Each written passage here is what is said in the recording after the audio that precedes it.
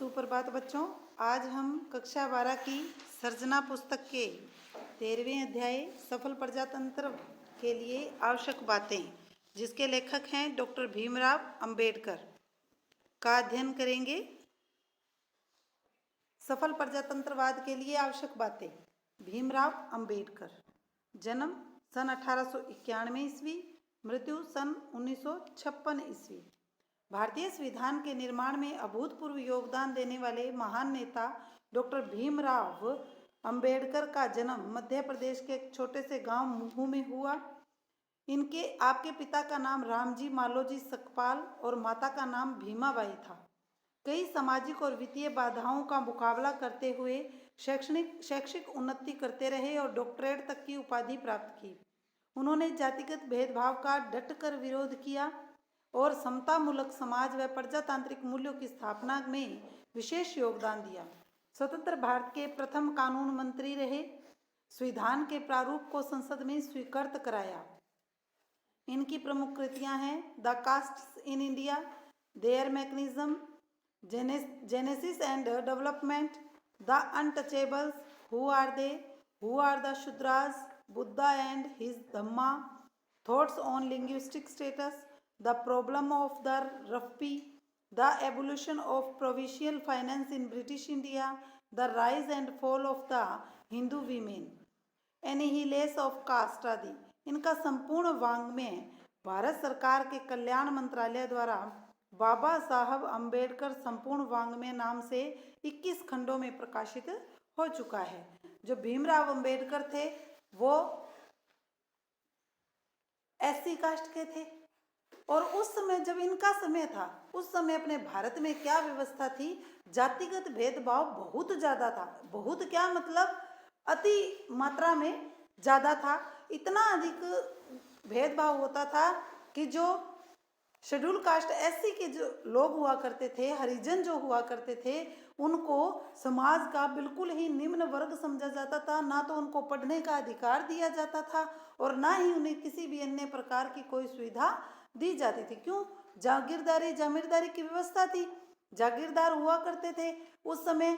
तो उस समय जब भीमराव अंबेडकर जब छोटे थे तो उन्होंने बचपन से ही इस चीज़ को देखा और इस चीज़ का उन्होंने इतना विरोध किया। बिल्कुल एक साधारण से परिवार के, गरीब परिवार के बच्चे थे वो, और उन्होंने अपनी पढ़ाई की और पढ़ते पढ़ते, यानी जब वो पढ़ने जाते थे तो उनकी ये हालत थी कि उनके गुरु तो चाहते थे कि उनको मैं अंदर बिठा कर पढ़ाऊँ, क्यों? गुरु के लिए सब समान होता है। लेकिन वहाँ की व्यवस्था के कारण वो गुरु जो है उसको कमरे के अंदर ना बिठाकर, सब बच्चे कमरे के अंदर बैठ के पढ़ते और वो कमरे के बाहर बैठ के पढ़ते थे।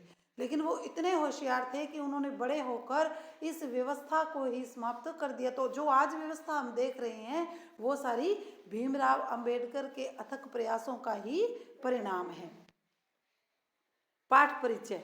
पाठ्य पुस्तक में चयनित सफल प्रजातंत्रवाद के लिए आवश्यक बातें भाषण में डॉक्टर भीमराव अंबेडकर ने परिपक्व राजनीतिक मंथन और भारत में लोकतंत्र की मजबूती के लिए आवश्यक उपायों पर बेबाक विचार व्यक्त किए हैं।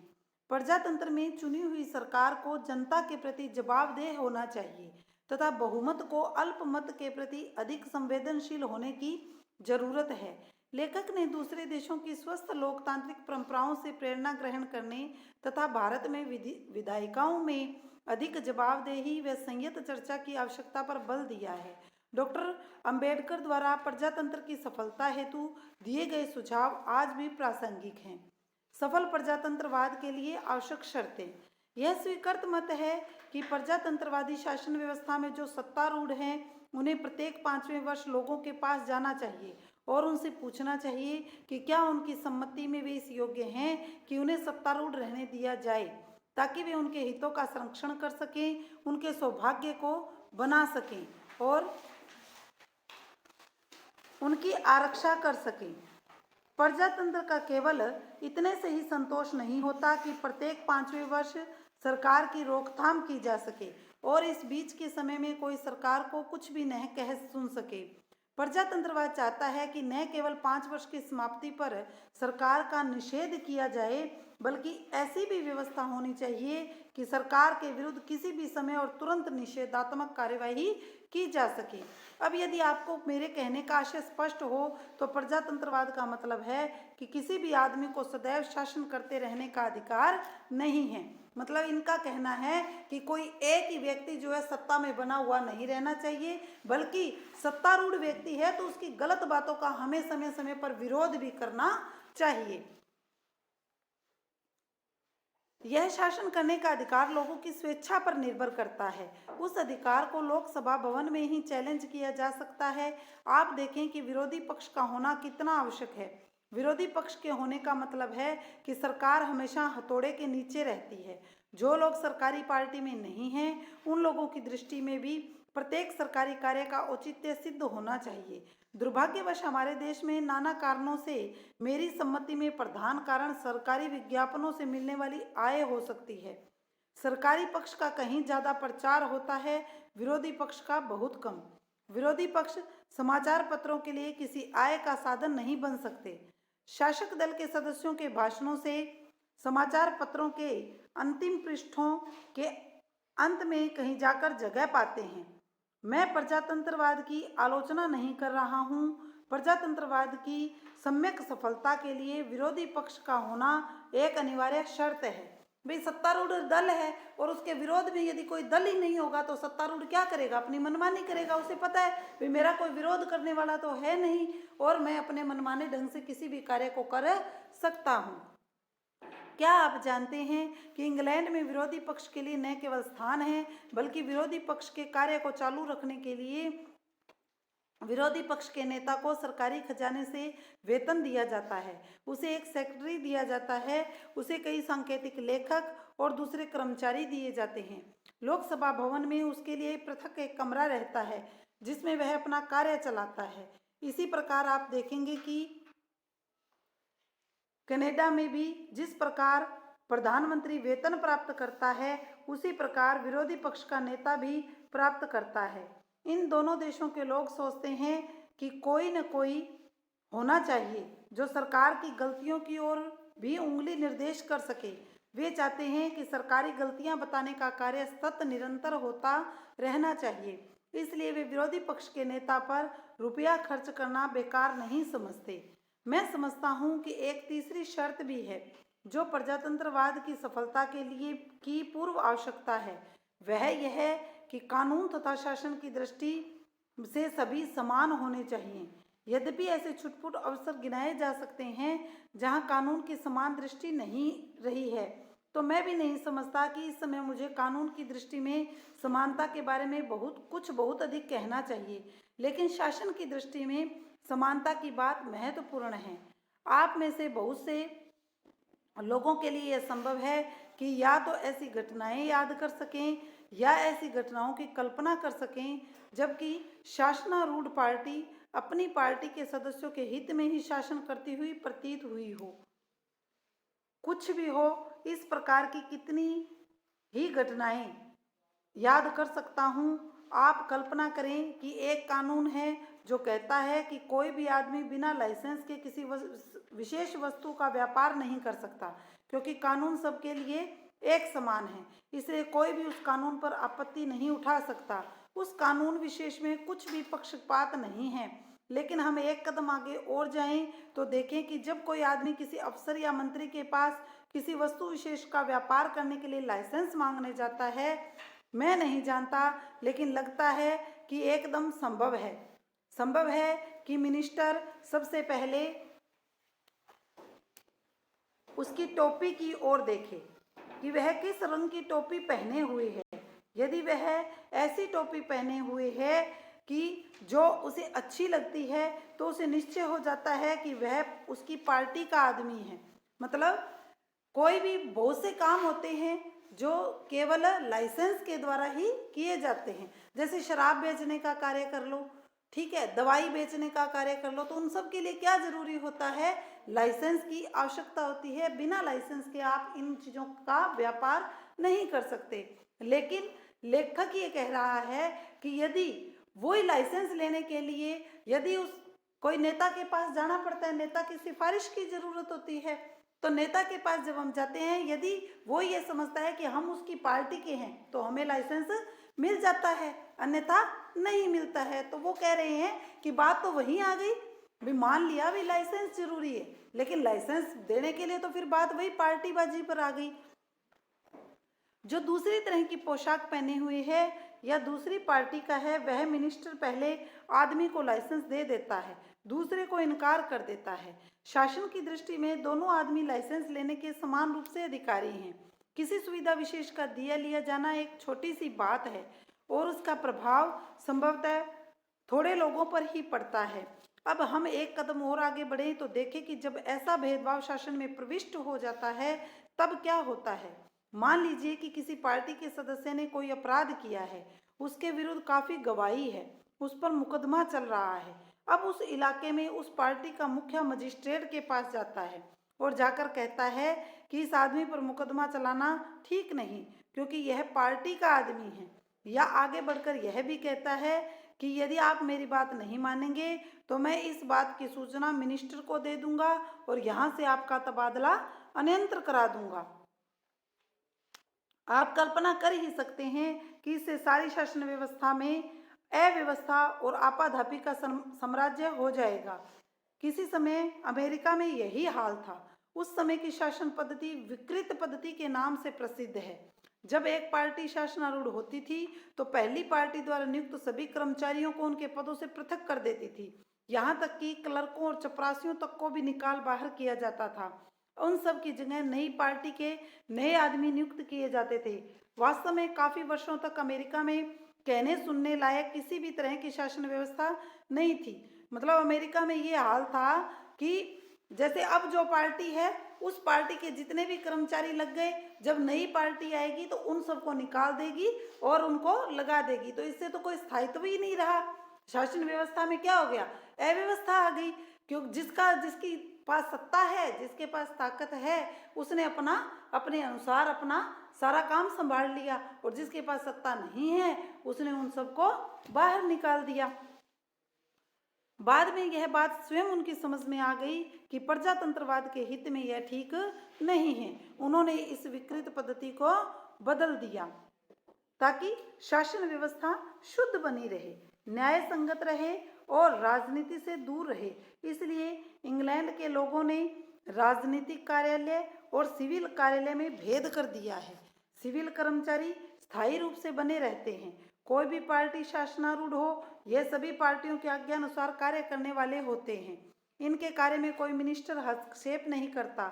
जब हमारे देश में ब्रिटेन के लोगों का शासन था तो यहाँ भी यही बात प्रचलित थी। मुझे स्पष्ट रूप में एक अनुभव याद आ रहा है जो मुझे उस समय हुआ जब मैं गवर्नमेंट ऑफ इंडिया का मेंबर था। आप ध्यान देंगे तो आप देखेंगे कि लगभग हर वायसराय के नाम दिल्ली में कोई न कोई स्ट्रीट या क्लब है। ऐसे ही एक ही वायसराय या गवर्नर जनरल है जिनके नाम पर कोई स्ट्रीट या कोई दूसरी संस्था नहीं है। उस गवर्नर जनरल का नाम है लॉर्ड लिनलिथगो। उसका प्राइवेट सेक्रेटरी मेरा मित्र था। उस समय पब्लिक वर्कर्स डिपार्टमेंट मेरे पास था और ऐसे बहुत से काम थे जो मेरी ही देख रेख में हो रहे थे। वह आया और धीरे से मुझे कहा, मेरे प्रिय डॉक्टर, क्या आप लॉर्ड लिनलिथगो के नाम पर किसी संस्था या कार्य का नामकरण नहीं कर सकते? उसने कहा, यह बुरी तरह खटकता है कि सभी का नाम है, केवल उनका ही नाम नहीं है। मैंने कहा, मैं विचार करूंगा। उन दिनों में जमुना के पार एक बांध बनवाने पर विचार कर रहा था ताकि गर्मी के मौसम में दिल्ली के लोगों को पानी का कष्ट न हो, क्योंकि गर्मी के दिनों में नदी सूख जाती है। मैंने अपने सेक्रेटरी को, जिसका नाम एच.सी. प्रायर था और जो एक यूरोपियन था, कहा, प्रायर महाशय, वायसराय के सेक्रेटरी ने मुझे एक बात कही है। क्या तुम समझते हो कि इस संबंध में हम कुछ कर सकते हैं? आप क्या समझते हैं कि उसने उत्तर दिया होगा? उसका जवाब था, महोदय, हमें ऐसा कुछ भी नहीं करना चाहिए। आज मुझे लगता है कि किसी का ऐसा उत्तर देना असंभव प्राय है। मिनिस्टर की इच्छा के प्रतिकूल किसी अफसर का कुछ कहना आज मुझे एकदम असंभव लगता है, लेकिन उन दिनों यह संभव था क्योंकि ब्रिटेन की तरह हमने भी बुद्धिमत्तापूर्ण फैसला कर रखा था कि सरकार की शासन व्यवस्था में दखल नहीं देना चाहिए। सरकार का काम है पॉलिसी या नीति तय कर देना उसका यह काम नहीं कि शासन व्यवस्था में हस्तक्षेप करे या पक्षपात से काम ले। यह बात महत्वपूर्ण है। मुझे लगता है कि अब हम उस परंपरा से दूर हटते जा रहे हैं। कहीं ऐसा न हो कि हम इस मर्यादा का एकदम परित्याग कर दें। कि भाई वो बता रहे हैं, अपने समय का एक अनुभव बता रहे हैं कि जब मैं भी खुद गवर्नमेंट में था, उस समय अंग्रेजों का राज था हमारे देश के ऊपर, तो अंग्रेजों के ही लॉर्ड लिनलिथगो वायसराय थे। तो एक वायसराय के नाम पर भी मुझे ये कहा गया कि एक वायसराय के नाम पर एक कोई भी एक चीज का उद्घाटन नाम रख दिया जाए, चाहे सड़क का, चाहे पुल का, किसी भी चीज का। तो मतलब मैंने उनको क्या कर दिया, मना कर दिया।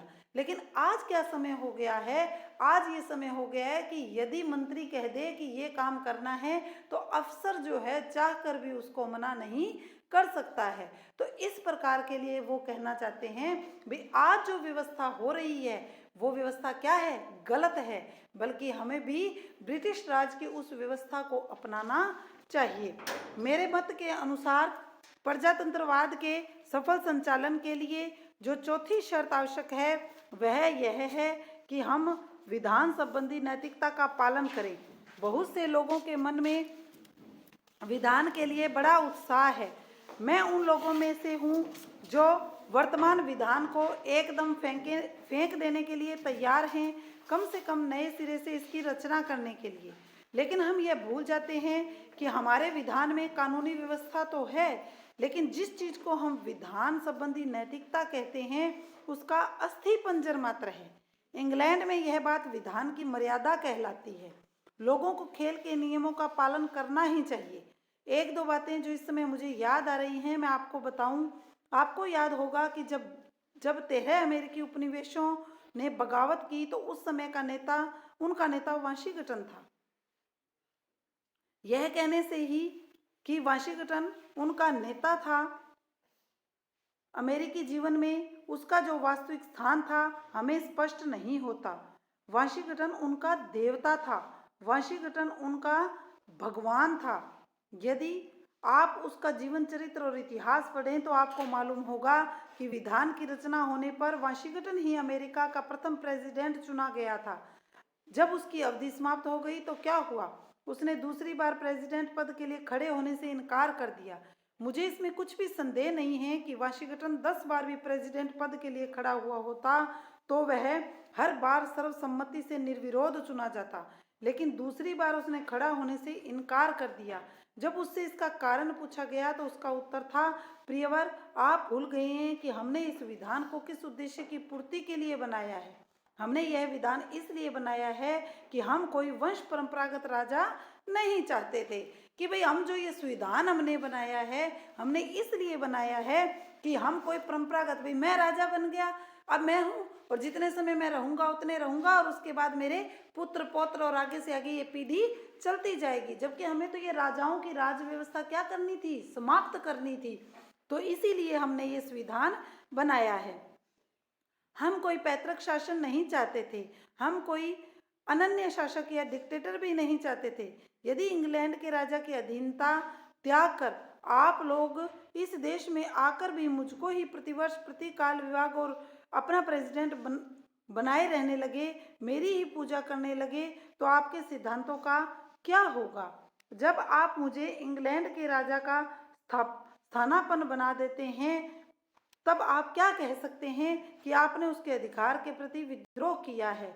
उसने कहा, आपका मेरे प्रति जो विश्वास है, जो भक्ति भाव है, उसके कारण आप चाहे मुझ पर दूसरी बार प्रेसिडेंट बनने के लिए दबाव डालने पर मजबूर हों, लेकिन जब मैंने ही इस सिद्धांत का प्रतिपादन किया है कि हमें वंशानुगत शासन नहीं चाहिए, तो मुझे आपकी भक्ति भावना के वशीभूत होकर भी दूसरी बार खड़ा नहीं होना चाहिए। अंत में लोगों ने उन्हें कम से कम एक बार और खड़े होने के लिए राजी कर लिया और उन्होंने मान लिया, लेकिन तीसरी बार वे आग्रह करने गए तो उसने धत्ता बता दिया। मैं आपको एक दूसरा उदाहरण दूं। आप 8वें एडवर्ड ड्यूक ऑफ विंडसर को जानते हैं, जिनका संपूर्ण चरित्र क्रमशः टाइम्स ऑफ इंडिया में छपा है। मैं गोलवेज कॉन्फ्रेंस में गया था, उस समय वहाँ बड़ा भारी विवाद चल रहा था। प्रश्न यही था कि क्या राजा को अपनी पसंद की किसी सामान्य स्थिति की औरत से शादी करने का अधिकार है, जबकि वह यह नहीं चाहता कि वह औरत रानी मानी जाए, अथवा उसे इतनी भी व्यक्तिगत स्वतंत्रता नहीं है और उसे ऐसा करने के लिए सिंहासन का त्याग ही करना पड़ेगा। श्री बाल्डविन बादशाह के उस औरत से शादी करने का विरोधी था। वह किसी तरह राजी नहीं हो सकता था। उसने कहा, यदि तुम मेरा कहना नहीं मानते तो तुम्हें राजगद्दी छोड़ देनी पड़ेगी। हमारा मित्र चर्चिल 8वें एडवर्ड का मित्र था। वह उसे उत्साहित कर रहा था। उस समय मजदूर दल विरोधी दल में था। उनका बहुमत न था। मुझे अच्छी तरह याद है कि मजदूर दल ने इस बात पर गंभीरता से विचार किया था कि क्या यह अच्छा न होगा कि इसी बात को लेकर श्री बाल्डविन को हराने की कोशिश की जाए, क्योंकि राजा के प्रति वफादार होने के कारण अनुदार दल के बहुत से लोग उनका साथ देने के लिए तैयार हो सकते थे। लेकिन मुझे याद है कि स्वर्गीय प्रोफेसर लास्की ने हेराल्ड में कई लेख लिखकर मजदूर दल के किसी ऐसे प्रयास की निंदा की। उन्होंने कहा, हमारी यह परंपरागत मर्यादा है कि बादशाह को प्रधानमंत्री की सलाह माननी ही चाहिए, लेकिन यदि हम इस प्रश्न को खड़ा करके श्री बाल्डविन को हरा देंगे तो ऐसा करना हमारी गलती होगी, क्योंकि ऐसा करने से बादशाह को ही बल मिलेगा। मजदूर दल ने उनकी सलाह मानी और कुछ नहीं किया। यदि आप अंग्रेजों का इतिहास पढ़ें तो आपको ऐसे बहुत से उदाहरण मिलेंगे जब दल विशेष के नेता किसी एक गलत बात को लेकर अपने विपक्षी दल को कमजोर कर सकते थे, लेकिन उन्होंने ऐसा नहीं किया, क्योंकि वे जानते थे कि इससे उनके विधान को नुकसान होगा और प्रजातंत्र की हानि होगी। प्रजातंत्र की सफलता के लिए एक और बात है जो अत्यंत आवश्यक है, वह यह है कि अल्पमत पर बहुमत का अत्याचार न हो।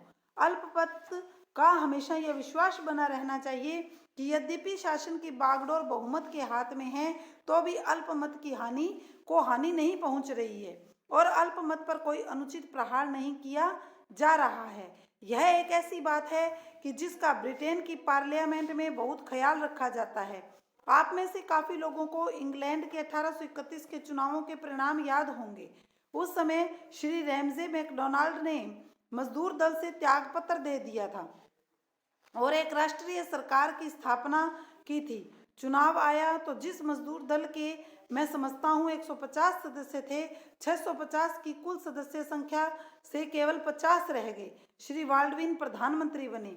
तब मैं वहीं था, लेकिन मैंने एक बार भी कहीं यह नहीं सुना कि मजदूर दल के इन 50 जनों के अल्पमत ने, जो कि अनुदार दल के बहुमत की तुलना में बहुत ही अल्पमत था, कभी इस बात की शिकायत भी की हो कि उन्हें उनके बोलने के उचित अधिकार से वंचित रखा गया या विरोध करने का अवसर नहीं दिया गया अथवा प्रस्ताव उपस्थित करने की सुविधा नहीं दी।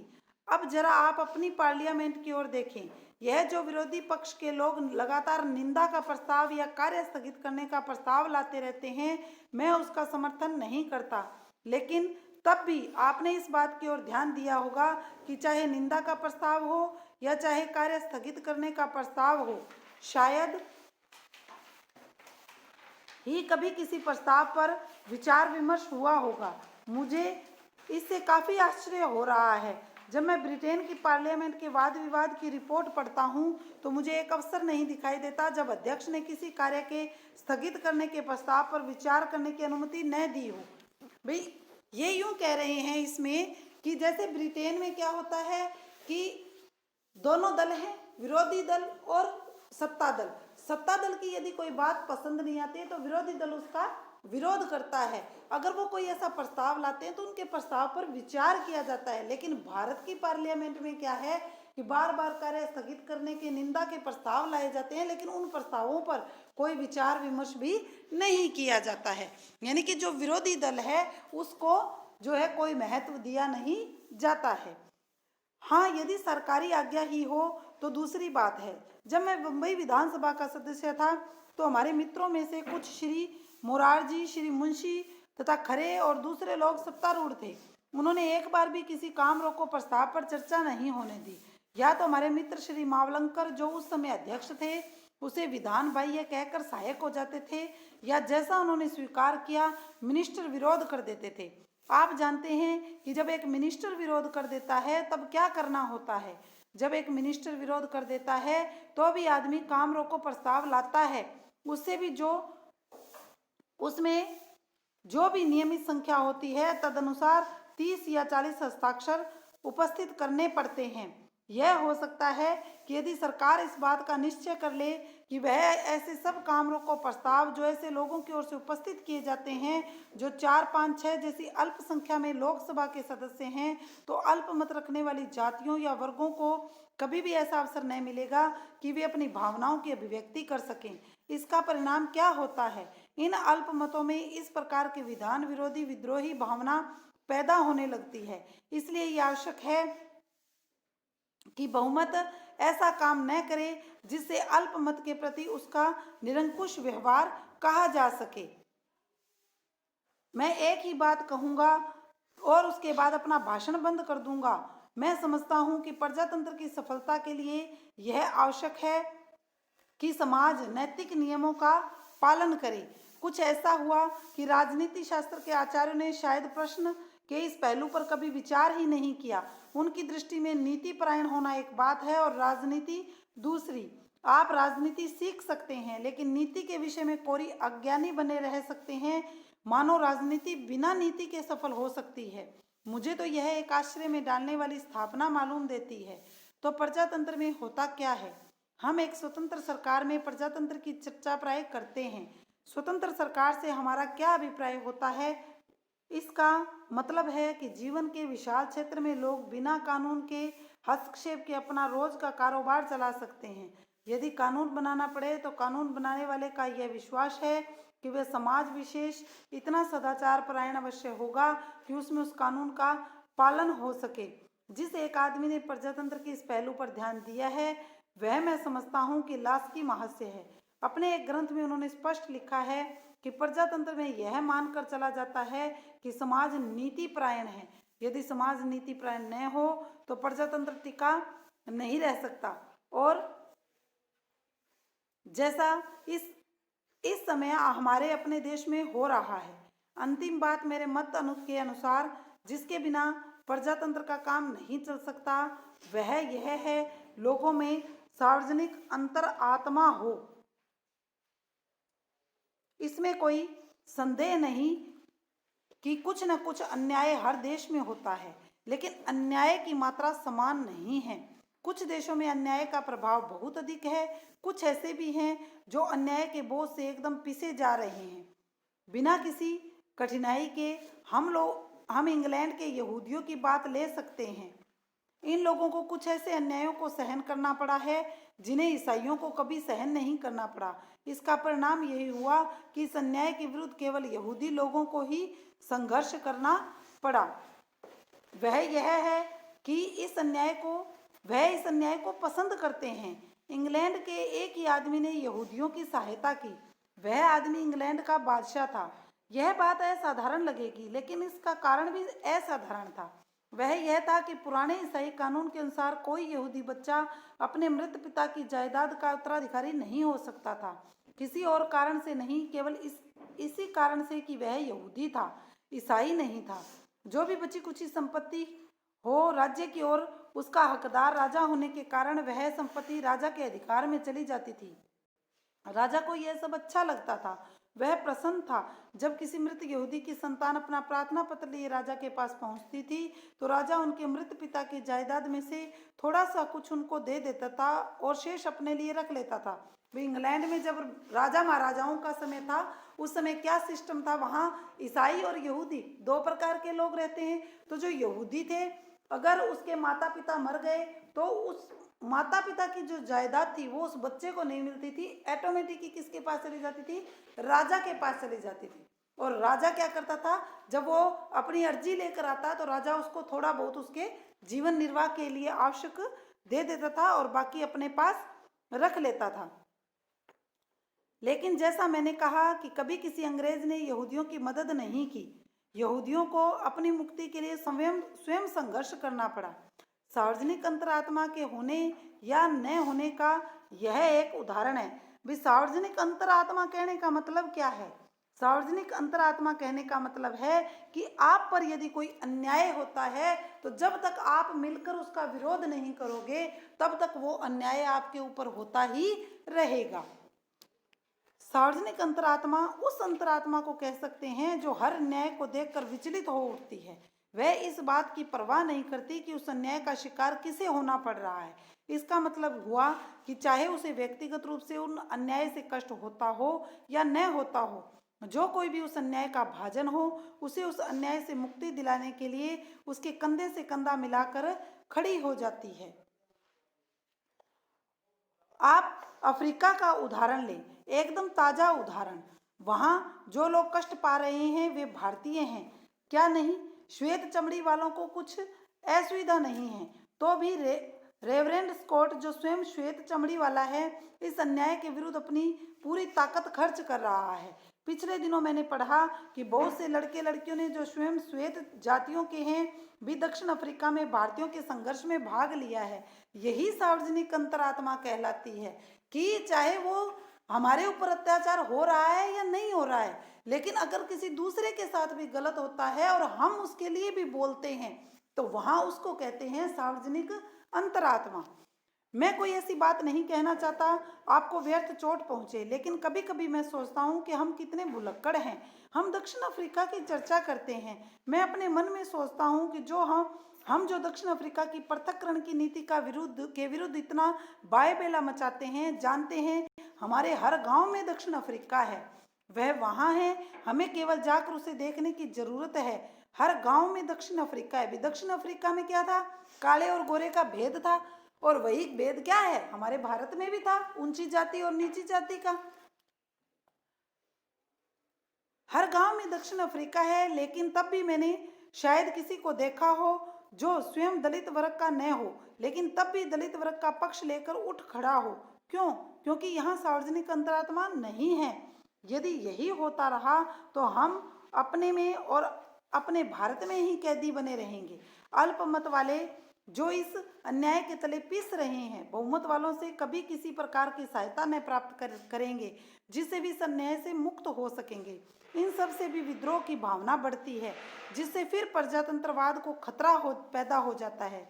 जो कुछ मैंने कहा वह कोई ऐसे पिटे पिटाए स्थिर सिद्धांत नहीं है जिनका किसी राजनीति शास्त्रज्ञ ने आविष्कार किया हो।